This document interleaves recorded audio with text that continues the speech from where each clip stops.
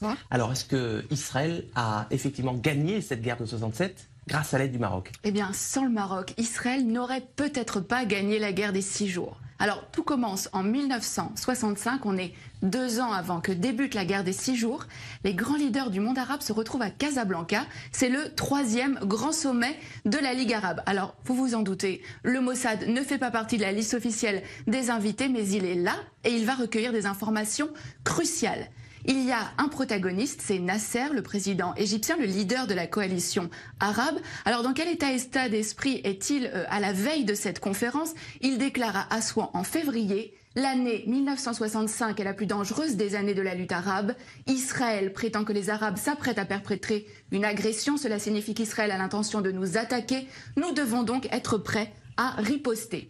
En septembre, donc quelques mois après, a lieu ce sommet de la plus haute importance. À l'ordre du jour, l'état des forces armées des pays de la Ligue arabe, avec cette question: sont-ils prêts à faire la guerre contre Israël? L'autre homme clé de cette histoire, c'est Hassan II, le roi du Maroc. Il va permettre aux renseignements israéliens de connaître ses ennemis. Et c'est à ce moment-là que le Mossad va donc entrer en action. Oui, absolument. Le Mossad va donc préparer cette opération en amont de la conférence.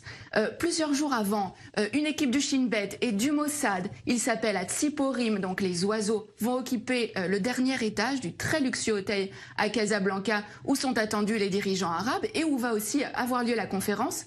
Mais la veille de ce sommet, Hassan II est pris de panique et il somme les agents israéliens de quitter l'hôtel. Mais au terme de cette conférence, il va livrer aux agents israéliens l'enregistrement complet de cette conférence. Hassan II a tout enregistré en secret. Il n'a pas confiance dans les invités de la Ligue arabe. C'est à peine croyable. Mais qu'est-ce que les Israéliens vont bien pouvoir découvrir sur ces cassettes? Alors, les enregistrements vont révéler qu'il est question de créer un commandement arabe unifié pour mener les hostilités contre Israël. Et le point crucial, c'est que les rangs arabes sont profondément divisés. On va pouvoir entendre des échanges extrêmement vifs entre Hussein de Jordanie, mais aussi Nasser.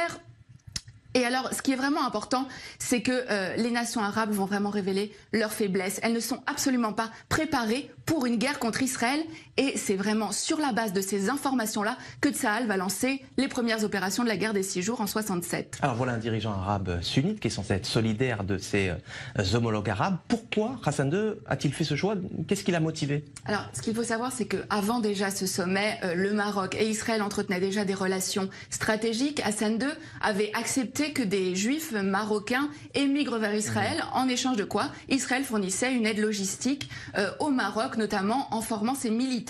Et suite à cette opération, qui a vraiment été considérée comme le fleuron des renseignements israéliens, Israël est en dette vis-à-vis du Maroc. Seulement un mois plus tard, en octobre, cette dette a un nom, c'est Mehdi Ben Barka, le plus farouche opposant d'Hassan II. Le Mossad participe à l'opération Baba Batra. L'objectif, c'est faire disparaître absolument Ben Barka, Baba Batra aux initiales donc de Ben Barka, mais c'est aussi le nom d'un traité du Talmud. Le Maroc a donc été un allié indispensable à Israël dans la guerre des 6 jours, même si, on le voit bien, aucun cadeau n'est gratuit. La petite histoire de la grande histoire. Merci Johanna Binder pour ces détails croustillants, dignes des plus grands films d'espionnage. Merci d'être passé nous voir sur le plateau du Mag Orient.